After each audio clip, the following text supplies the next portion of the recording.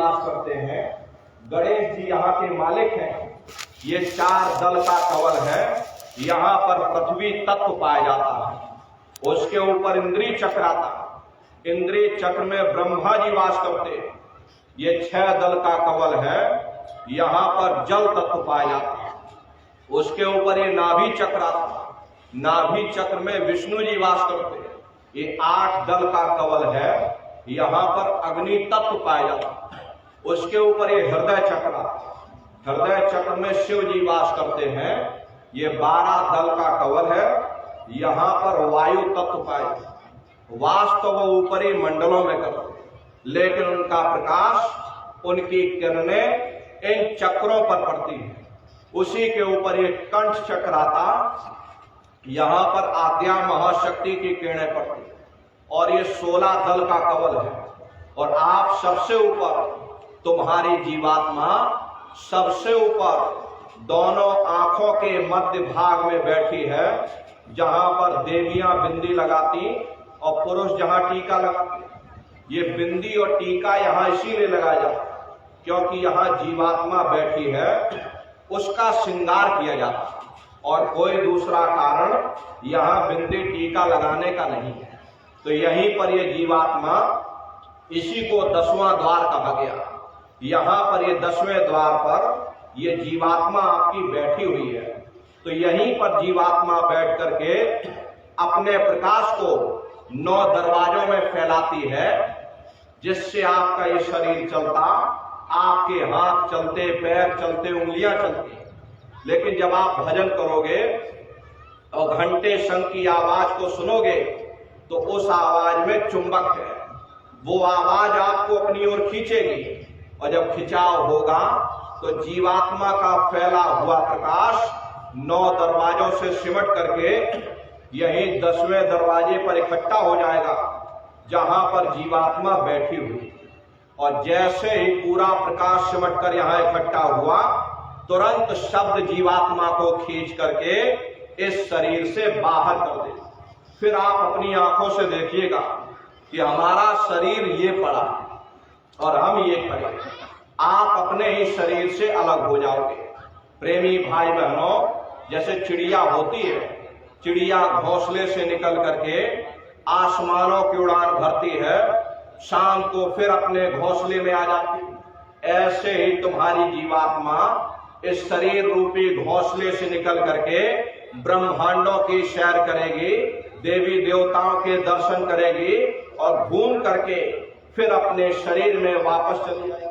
हरे प्रेमी भाई बहनों, ये ब्रह्मा विष्णु महादेव जिनकी सारी दुनिया पूजा करती, सभी लोग ब्रह्मा विष्णु महादेव की पूजा करते हो, लेकिन कभी आपने विचार नहीं किया कि आखिर जिनकी हम पूजा कर रहे, ये है कौन, ये कहां पर रहते हैं, ये क्या काम करते हैं, इनके माँ बाप कौन हैं। तो जरा संक्षिप्त में आप लोग समझ लीजिए, क्योंकि अगर इसका वर्णन किया जाएगा लाखों वर्ष लग जाएंगे, एक लोक का वर्णन नहीं हो सकता।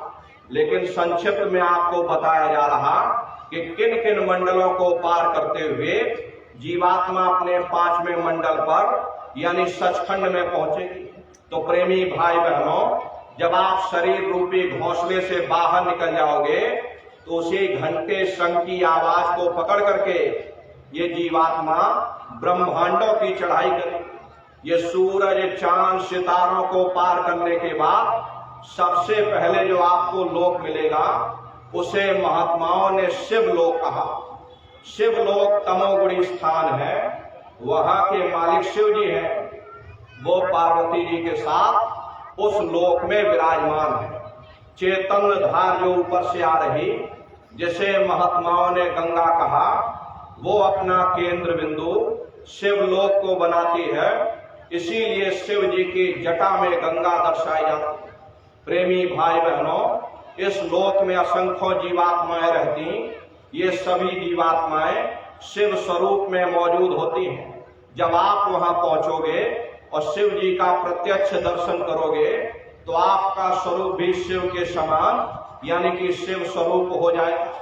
शिव जी का दर्शन करने के बाद फिर घंटे शंख की आवाज को पकड़ करके फिर जब आप ऊपर चढ़ोगे उसी के ऊपर आपको ब्रह्मा जी का लोक मिलेगा। ब्रह्मा जी का लोक वो रजोगुणी स्थान है, वहां के मालिक ब्रह्मा जी हैं। वो गायत्री, सावित्री और सरस्वती के साथ उस लोक में विराजमान है।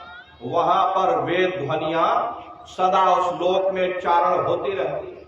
ब्रह्मा जी का दर्शन करने के बाद फिर घंटे शंख की आवाज को पकड़ करके फिर आप ऊपर की ओर चढ़ोगे।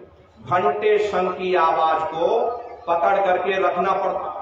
यदि आपने घंटे शंख की आवाज को छोड़ दिया तो सेकंड भर आपको नहीं लगेगा, धड़ाम से आप अपने शरीर में प्रवेश कर जाओगे और बाहरी आंखों को खोल दोगे। कभी कभी साधक आवाज को छोड़ देता है, क्योंकि उन लोकों में पहुंच करके इतने सुंदर सुंदर दृश्य दिखाई देते हैं, इतने सुंदर सुंदर बाग बगीचे, साधक का मन करने लगता कि हम अपना पूरा जीवन यहीं पर गुजार दें। ऐसी दशा में गुरु साधक से कहता है बच्चा ऊपर चलो, तो साधक का जाने का मन नहीं करता। वो शब्द को छोड़ देता है कि नहीं हम यहीं पर रहेंगे, और जैसे ही आपने शब्द को छोड़ा सारा दृश्य गायब हो जाएगा। फिर आप अपने शरीर में प्रवेश कर जाओगे, इन बाहरी आंखों को खोल दोगे। इसीलिए प्रेमी भाई बहनों, घंटे शंख की आवाज को पकड़ करके रखना पड़ता। तो ब्रह्मा जी का दर्शन करने के बाद फिर घंटे शंख की आवाज को पकड़ करके फिर जब आप ऊपर चढ़ोगे तो उसी के ऊपर आपको विष्णु लोक मिलेगा। विष्णु लोक सतोगुणी स्थान, वहां के मालिक विष्णु जी हैं। उनका बड़ा मनमोहक स्वरूप है। उनकी 4 भुजाएं हैं और चारों भुजाओं में शंख, गदा, पद्म और चक्र सुशोभित है। और आप क्षीर सागर में लक्ष्मी जी के साथ विराजमान हैं। ये तीनों देवता ब्रह्मा, विष्णु और महादेव अपने अपने लोक में बैठकर राज कर रहे हैं। एक रचयिता है जो जीवों को रचता है, एक पालनहार है जो जीवों को पालता है, एक संहार करता जो जीवों को नष्ट कर देता है।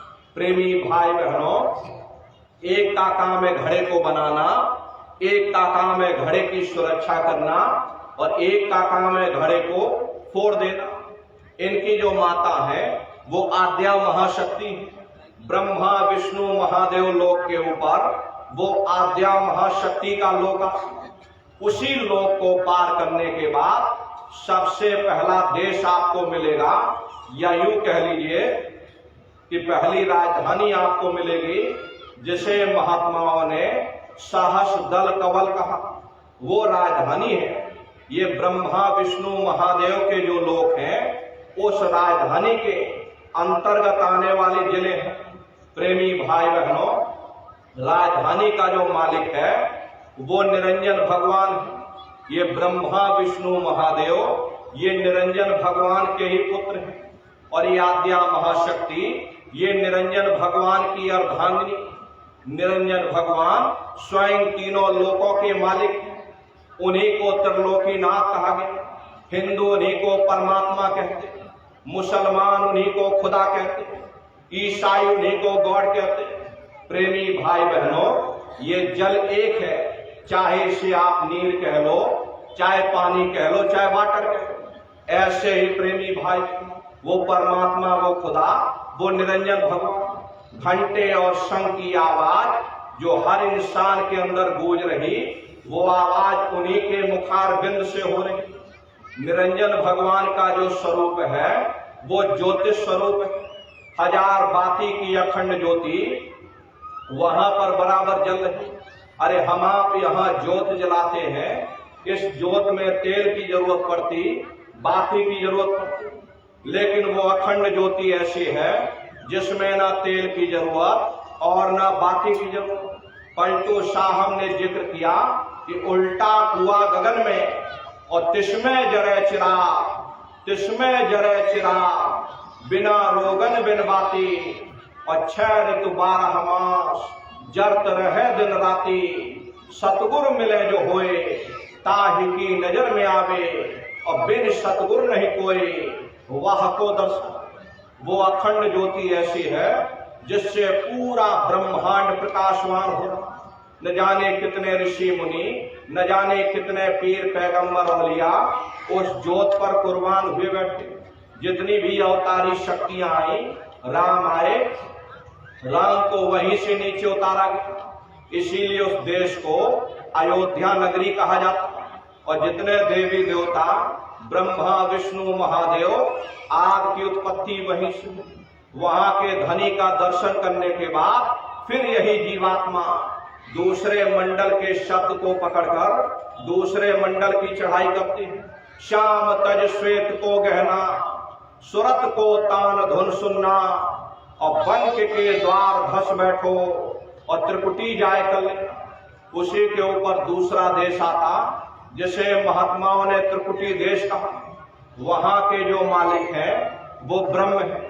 वहीं से मन और माया की उत्पत्ति, वहीं से तीन गुण, रजोगुण, तमोगुण, सतोगुण, तीनों गुणों की उत्पत्ति वहीं से हुई। ये जो आपके वेद हैं, वेदों को सारी दुनिया पढ़ती है, वेदों की भी उत्पत्ति उसी स्थान से हुई। अरे महात्मा कहते हैं कि त्रिकुटी महल में विद्या सारा, घनहर गरजे बजे नगारा, लाल वरण सूरज उजियारा। वहां पर दो धुने, बादलों की गर्जन और मृदंग की आवाज उस लोक में गूंजती रहती। जैसे पहले स्थान पर घंटे और शंख की आवाज गूंजती है, ऐसे दूसरे मंडल पर बादलों की गर्जन और मृदंग वहां पर बजता रहता। ब्रह्म का जो स्वरूप है लाल वरण सूरज उजियारा। ये सूरज कुछ नहीं, ऐसे लाखों लाख सूर्य इकट्ठे करोगे तो वहां का एक सूर्य बनेगा। ब्रह्म का जो स्वरूप है वो सुबह के लाल सूर्य के समान। इसीलिए वहां का पूरा ब्रह्मांड लाल है। जहां तक आपकी निगाह जाएगी ब्रह्म देश में चारों तरफ आपको लाल ही लाल नजर आएगा। महात्मा जब वहां पहुंचे और जब उन्होंने वहां देखा, तभी आपके धर्म पुस्तकों में लिख दिया, लाली मेरे लाल की, जित देखूं तो लाल, और लाली देखन में गई, मैं भी हो गई लाल। वो पूरा ब्रह्मांड ही लाल है। जितने साधक वहां पहुंच जाते हैं उन सभी को योगेश्वर कहा जाता। जैसे व्यास जी वे, वशिष्ठ जी वे, वाल्मीकि जी वे, इन सब की पहुंच वहीं तक थी। इसीलिए कहा गया कि वाल्मीकि भय ब्रह्म समाना।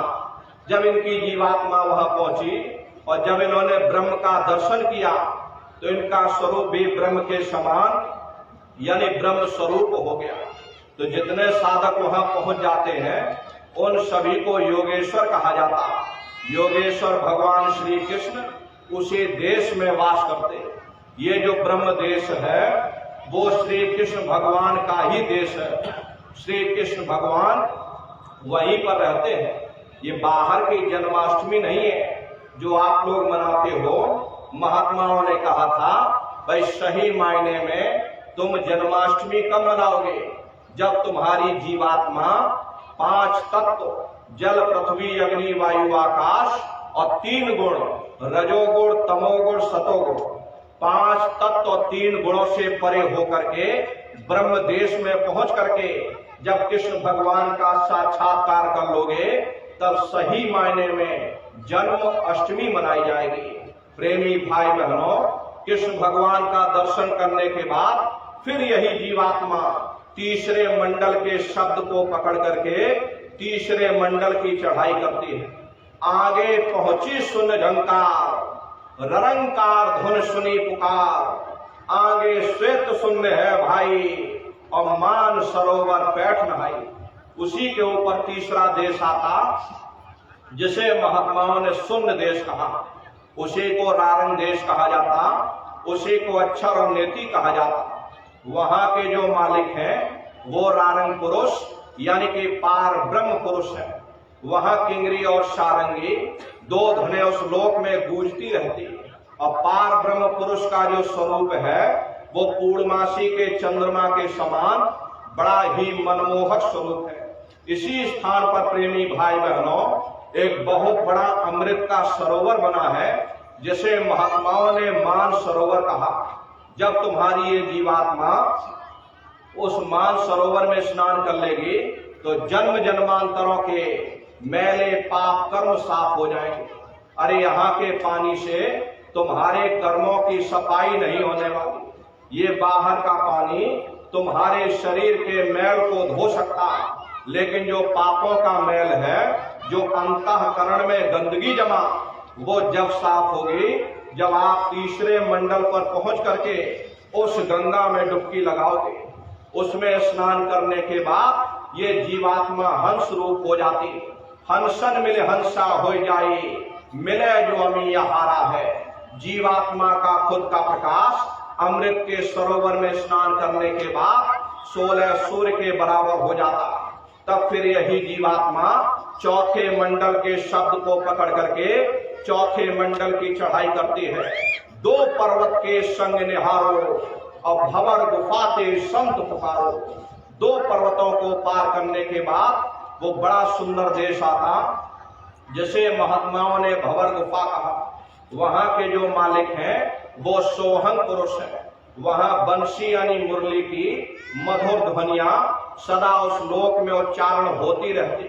और सोहंग पुरुष का जो स्वरूप है दोपहर के सूर्य के समान महाप्रकाशवान स्वरूप में अंतर है। पहले स्थान पर निरंजन भगवान का जो स्वरूप है वो ज्योतिष स्वरूप है। दूसरे स्थान पर ब्रह्म का जो स्वरूप है वो सुबह के लाल सूर्य के समान है। तीसरे स्थान पर पार ब्रह्म का जो स्वरूप है वो पूर्णमासी के चंद्रमा के समान है। चौथे स्थान पर सोहंग पुरुष का जो स्वरूप है वो दोपहर के सूर्य के समान महाप्रकाशवान स्वरूप। वहां के धनी का दर्शन करने के बाद ताके परे धाम सतनामा और बीन बजे सतलोक ठिकाना। सोहंग देश के ऊपर वो 5वां देश आता जिसे महात्माओं ने सचखंड देश कहा। वो सचखंड देश अजर अमर अविनाशी सदा एक रस रहने वाला देश है। वहां न काल है, न कर्म है, न दुख है, न संताप है, न पुण्य है, न पाप है। जो जीवात्माएं वहां पहुंच जाती हमेशा के लिए जन्म मरण के बंधनों से आजाद हो जाती। वहां के जो मालिक हैं वो सतपुरुष भगवान हैं, जिनके रोम रोम में खरबों खरब सूरज चांद सितारे प्रकाश हुआ। वही हमारे आपके सच्चे मालिक, वही हमारे आपके सच्चे पिता हैं। हमको आपको वहीं से नीचे उतारा गया, फिर शब्द को पकड़ करके शब्द शब्द पौड़ी पर चढ़कर और पहुंचो सचखंड सतनाम। शब्द की सीढ़ी हर मंजिल पर लगा रखी। आपने भजन किया, घंटे शंख की आवाज को पकड़ा तो आप पहले स्थान पर पहुंच जाओगे। वहीं पर दूसरे मंडल का शब्द आपको सुनाई पड़ेगा, उसे आप पकड़ लोगे तो दूसरे मंडल पर चढ़ जाओगे। ऐसे ही शब्द दर शब्द, मंजिल दर मंजिल ये जीवात्मा अपने देश सचखंड में वापस पहुंच जाती। तो शब्द का पकड़ में आएगा जब आप भजन करोगे। और भजन कैसे किया जाएगा, एक बार फिर से आप लोग समझ लो। ये आंख और कान को बंद करिएगा, ऊंचा ध्यान देकर के गौर से आवाज को सुनने की कोशिश करना, लेकिन मन को रोकिएगा। ऐसे समय पर तुम्हारा ये मन जरूर भागेगा। अभी आप सत्संग में बैठे हो, शरीर बेचारा यहाँ बैठा, लेकिन मन आपका सारी दुनिया में भ्रमण कर रहा। कोई दुकान दफ्तर को छोड़कर आया, मन दुकान दफ्तर में पहुंच गया। कोई बाल बच्चों को छोड़कर आया तो मन बाल बच्चों में पहुंच गया। कोई खेती बाड़ी छोड़ करके आया, मन खेती बाड़ी में पहुंच गया। शरीर बेचारा यहाँ बैठा, मन सारी दुनिया में भ्रमण कर रहा। तो ऐसे भजन से कोई लाभ नहीं होने वाला। हर जिन्होंने मार मंडाला उन्हीं को सूरमा कहना, बड़ा बैरी ये मन घट में इसी का जीत ना कटना। अगर दुनिया में कोई हमारा दुश्मन है वो केवल हमारा मन है।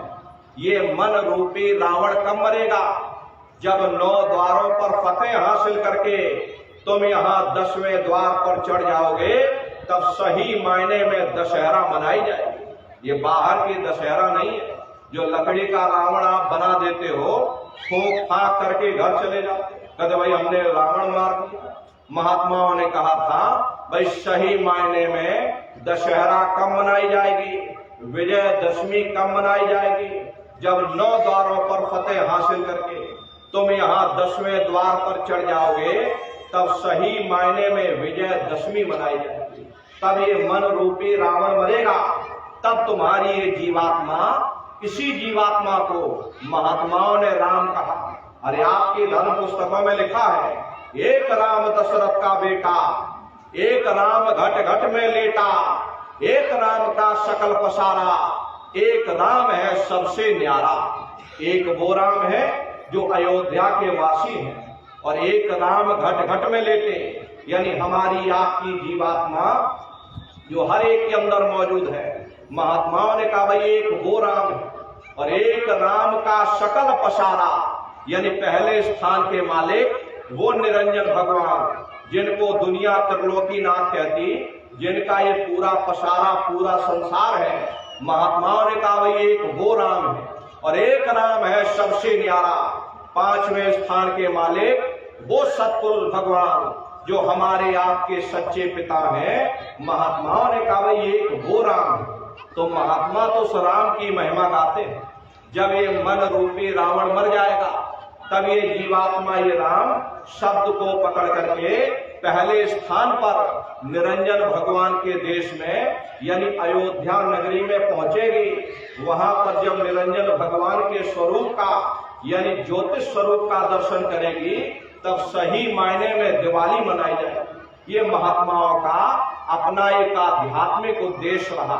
आप तो मोटी बात पकड़ो कि भजन कैसे करो, तो आंख और कान को बंद कर लेना, ऊंचा ध्यान दे करके सुनिएगा, सीटी जैसी आवाज मिलेगी उसको पकड़ लेना, सुनते रहना। कुछ समय बाद में आपको ऐसा अनुभव होगा कि कहीं बड़ी दूर से एक महीन आवाज, घंटे और शंख की आवाज हमारे कानों में गूंज रही।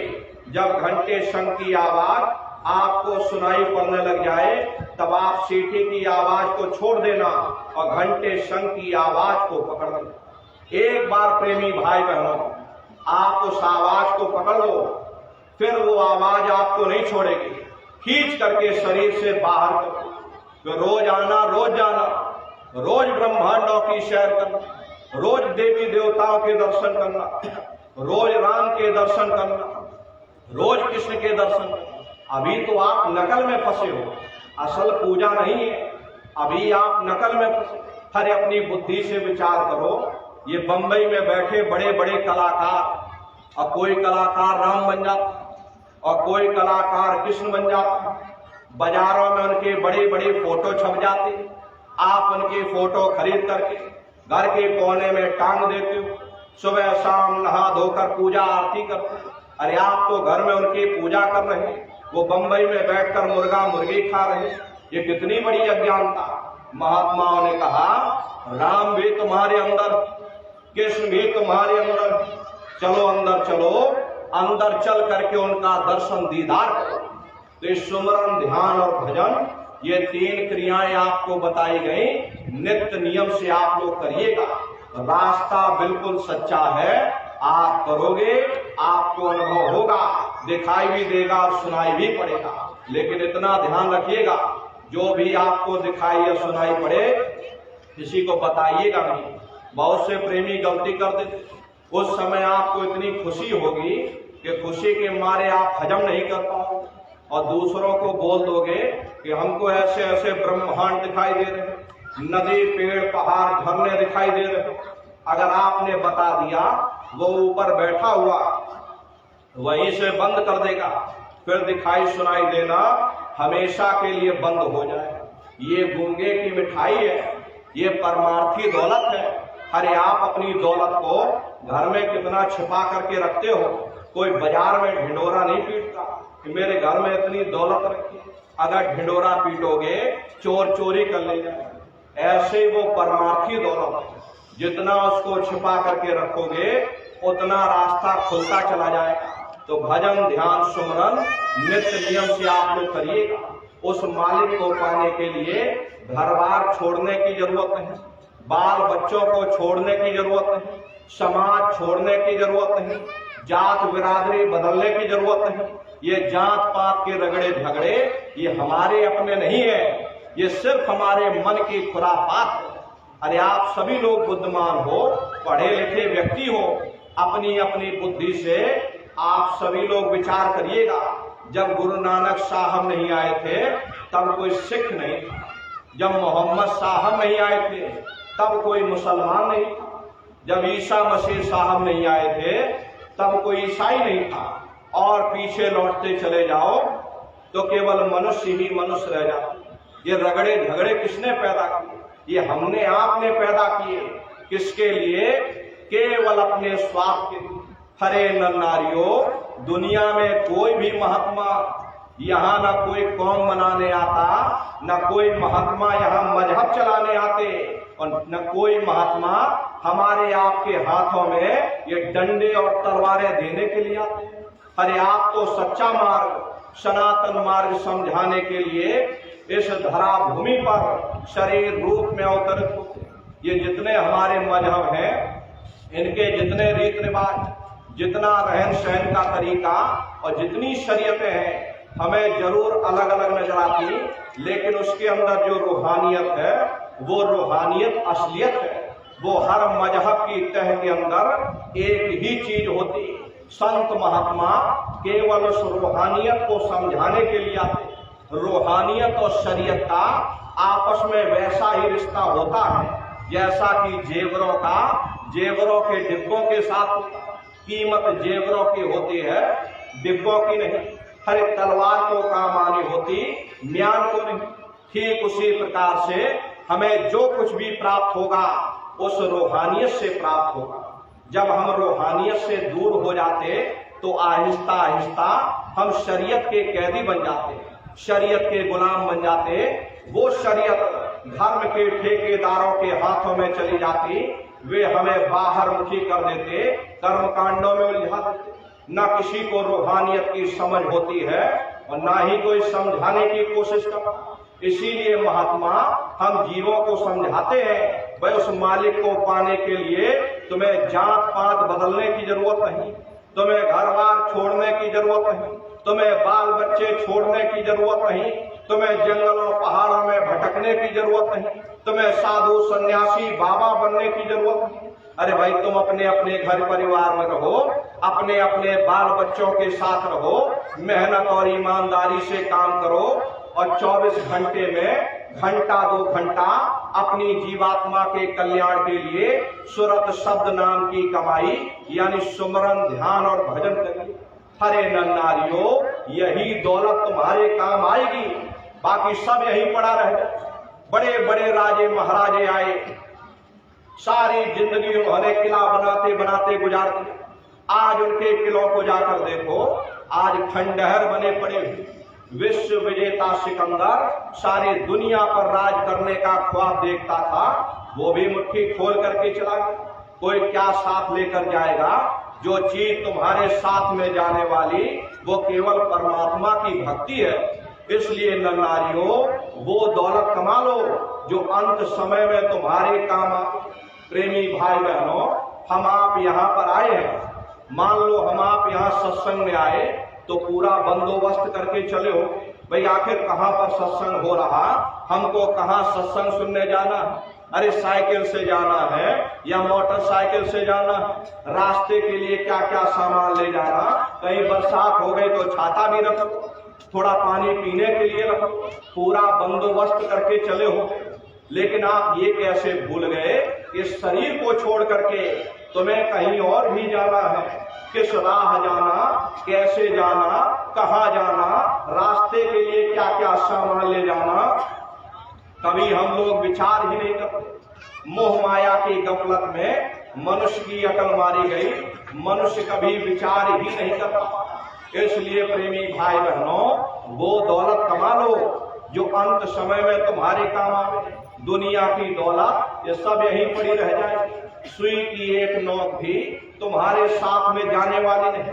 जो दौलत जाएगी वो परमात्मा की भक्ति है, सूरत शब्द नाम की कमाई। ये मनुष्य शरीर तुमको इसीलिए मिला ताकि तुम जीते जी उस प्रभु की भक्ति करो, वरना ये समय तुम्हारा निकलता चला जा रहा, एक समय ऐसा आएगा ये बुलबुला तुम्हारा फूट जाएगा, फिर न जाने कितने जन्म जन्मांतर बीत जाएंगे, तुमको ये मनुष्य शरीर दोबारा मिले ना मिले। इसलिए प्रेमी भाई बहनों, अब की बार मौका मिला, इस मौके से चूकना नहीं, कुछ ना कुछ वो दौलत कमा के जाना जिससे तुम्हारी जीवात्मा का कल्याण हो जाए। सुमरन, ध्यान और भजन नित्य नियम से करिएगा और सभी लोग शाकाहारी रहिएगा, क्योंकि हमारे गुरु महाराज ने शाकाहार पर विशेष जोर दिया। गुरु महाराज बराबर कहते थे कि बच्चा तुम लोग शाकाहारी रहना,